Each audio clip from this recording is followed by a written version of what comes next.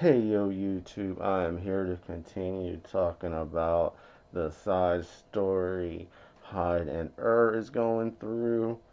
Um, this is probably going to be the last side story from Hyde and for a while. Um, the DM said he doesn't have much to work with after this, and on the Band of Titans, we're going to probably switch to the Brotherhood of the Lion next session or the session after that. So we're gonna get away from this storyline for a little bit. But we left off where we just took the bridge. Um, the half orc starts studying it to see if it's ancient orc, and I tell the DM I search the trolls and stuff. I don't think he says they have anything, or if they have anything, he doesn't tell us. I know one of them had a spear. Um, but I tell the DM that I chop one of the troll's arms off and legs off above the knees, and I tie him up real good. So the DM's like, so you keep him alive? And I'm like, yeah. And we burn the rest of the bodies. I tell the DM I start building a fire pit, and he's like, "What for?" And I'm like, "For my prisoner." And and I tell him that I want to get it ready before 12 at night. And eventually, he's like, "Do y'all do anything else?" And I ask him, "Does anything happen before 12 at night?" And he says no. I tell him, well, I gather up all the NPCs except for the wizard because I think all of them will have something to do with how be invested in this. Um, and then I tell them that I have the priestess of Parisha to lead a prayer for us to sacrifice the troll to Groomch and Parisha, and he seems pretty surprised by it. Like he didn't see it coming. Uh, I was like, you didn't see that coming, did you? And he was like, no, I thought you were either gonna interrogate him or try and get the trolls to join you. Uh, and then like the DM like moves a spot on the map on that's on the bridge, and I say, hey, we could just do it right there because I kind of liked where he put it. And after that, I believe the how Ford goes back to studying the bridge, eventually determining that it is orc made. Um, we talk about how we need to make put a squad here, and I tell her that I want to show her the base with the skull in it. Um, so I guess we end up heading back to the mongrel lands at first. And then from there we go to the border and go back to that base with the big skull on it. I have Hyde like move silently and stuff, and like he goes and looks inside the tents, and there's no one there, surprisingly still. Uh, Keyleth, the half orc and stuff, comes over and looks at the skull and says like, "There's no way that this is a hyena or a null deity, but whatever they were sacrificing here was definitely going to their god. So any more sacrifices, we should probably do it here." Um, I end up asking about the towers, the natural towers, and she says that, or I'm pretty sure it's her that tells me that pretty much the legend is that like, was like something fell from the sky, hit the lands, and these towers ended up sprouting out. She pretty much says that like she knows enough to know that it was probably a meteor. I suggest that maybe it was the because we say the skull is probably either a Jotun or a Titan, and I say maybe it was that landed in here. And I know I was saying something like there's some kind of story here that we're missing because this thing didn't die of natural causes. She talks about excavating it once when we take the land. And yeah, something about the world was full of cosmic energy, an age of cosmic energy, and a star fell, and that's what made the natural towers, or that's what's made me believe. And pretty much she says she needs to head back to the Orc Nations to make a report, so we decide to go there. And this time she actually gets us into the Orc Nations, not just the entrance thing. And apparently the city got excavated or was excavated. But she takes us to a chamber, and we end up seeing this old Asian man. It ends up being Keela's father. I asked if like he looked like the guy in Conan. Initially he says yes, but later on that gets reconned. But we make a report to him. He talks about how the Orc King wants to make a full nation, kind of like what Smita plans to do, and he thinks they'll be kindred spirits. Um, there ends up being some talk about deploying people to the two spots, the bridge and the Null Skull, or the Jotun Skull, whatever it is. And pretty much we decide to send six to each, and the Parisha priestess says she would also send six to each. And then from there, we end up deciding. He pretty much tells us that he has to gather stuff. He has to report to the Orc King, and he'll get to us later.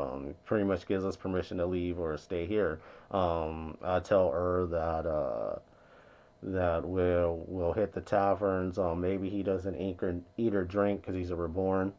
Uh, but maybe we'll get into a bar fight, and that's where we end up ending that session. Uh, but like those sessions are so short. Again, I put two in one video. And we start the next session where we're heading to the tavern. I tell the DM that I get Lear some new robes and I get myself some new pants before we go down there because Lear looks like a bum. So we head down to the tavern. I have Lear start playing. The DM says like it takes them a while to warm up to him, but they do.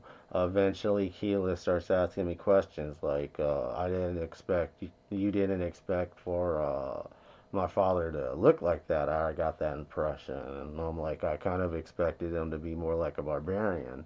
And I gesture towards her, and she tells me that, or she says that, like that's the impression you get off of me. And I'm like, no, more so that's what I think it would take for a human to make that high of a rank here. And she tells a story about how her father was on some excavation of like a colony that they called the first people or the chosen people, which I guess they consider to be the first humans, which I think they say that there's some truth to according to the other races. Well, I guess when they're exploring it, they find these elven ruins, or I guess they were tombs they found that were elven. Um, but as they keep exploring, or as they go in, they find that there's a remain of orcs, and her father gets the idea that this is orc ruins. When he presents this to them, they reject it, and they end up, I guess, destroying the bodies and the tombs. I guess he ends up saving like a plaque or something, and then he starts hearing rumors of a new Orc King that's different than the last one that actually wants to build a civilization.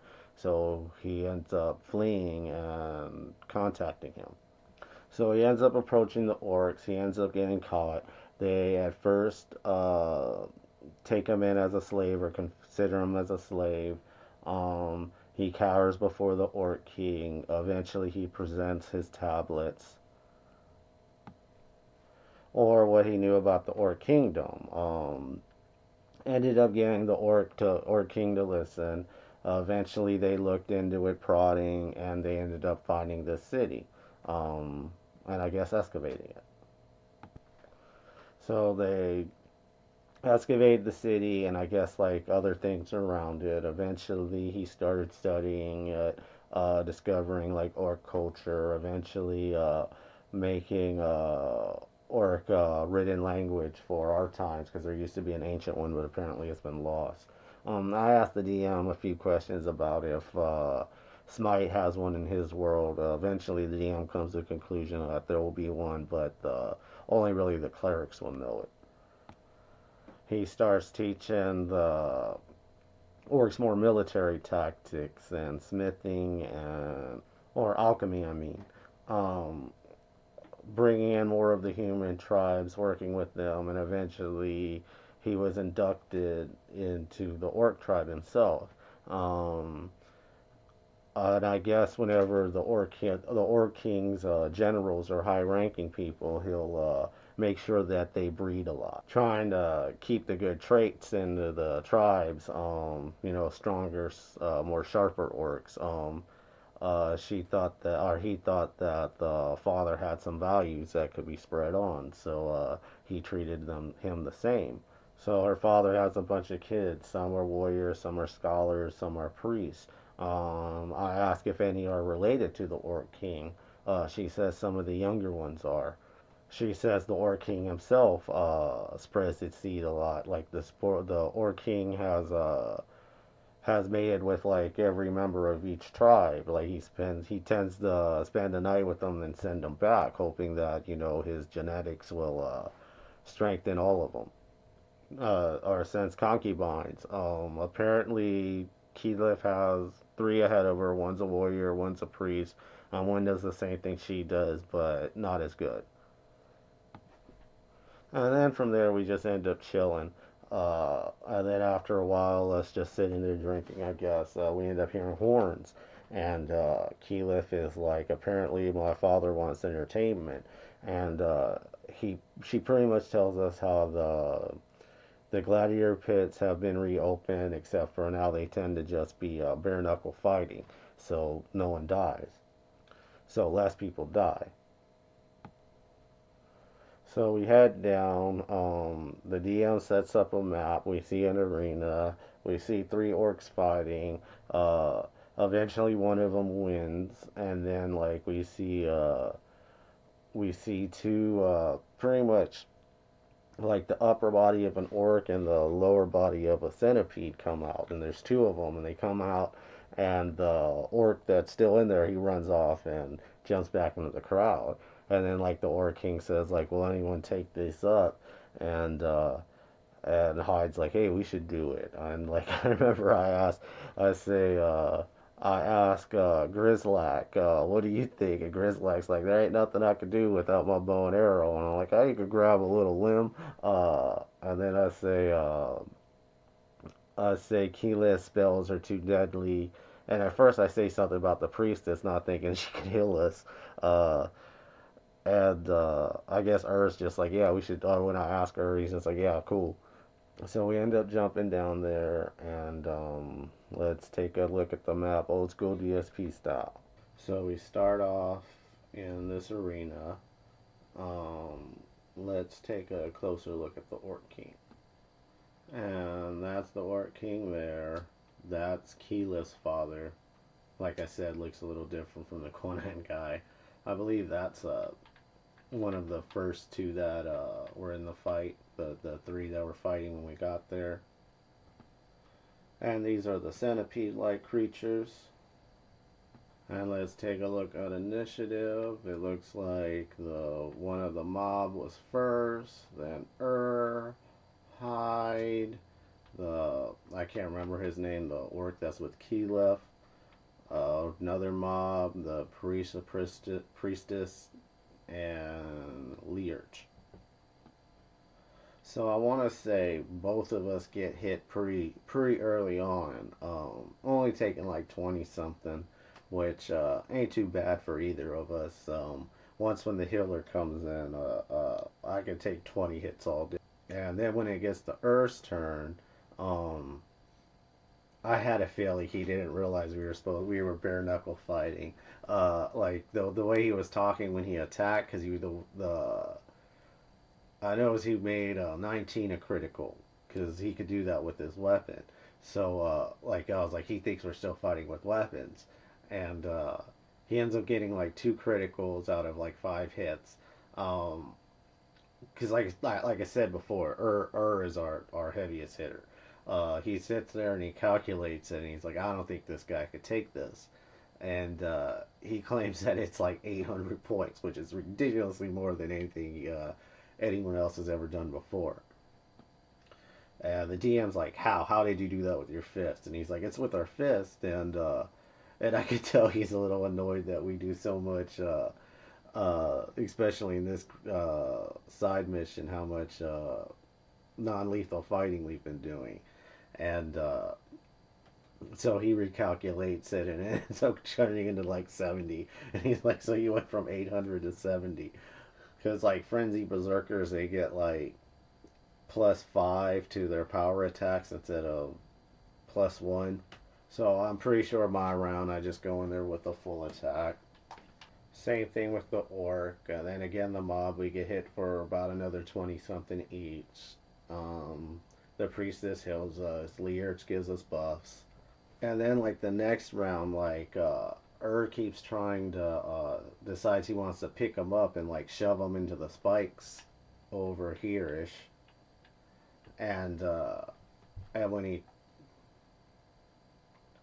when he tries, he fails, and the DM pretty much says you should just keep attacking him. You're not going to be able to overpower him, even as a frenzy berserker. As you can see, they're large creatures. So I want to say that round, just does the rest of his attacks, um, and then pretty much the same thing goes the rest of the round. But then the next round, I want to say punches him once, and then he runs over to where the spikes are and breaks one off because he's like, because like also they're biting us and we have to do a fortification. So he's like, they got all these natural weapons, uh, and like throughout the fight, I'm moving like 5 feet to where eventually I get to where I'm there. So I'm out on the and like every round I move 5 feet to where I'm about where I am on the map, and I want to say is here, so I'm able to get the flank. Unfortunately, since we're using unarmed, I'm not able to use sneak attack. But I want to say when I get there is when we drop the first one, or I drop them. High drops the first one. Learch is a little more brave because he's like getting into the fight, giving us buffs, which usually he doesn't do. Uh, makes his way to this one. Uh, doesn't take too long for him to kill it using the stake, having a weapon now. And like he just tells the DM that he hits it till his rage goes out, and he's like, the DM's like, how long does it take for your rage to go out? Which would be like 9 rounds. So like he just does a will save and drops it, uh, and that's where you wrap it up. And like I said, probably halfway through this next session or the session after, we're probably going to switch back to Brotherhood of the Lion.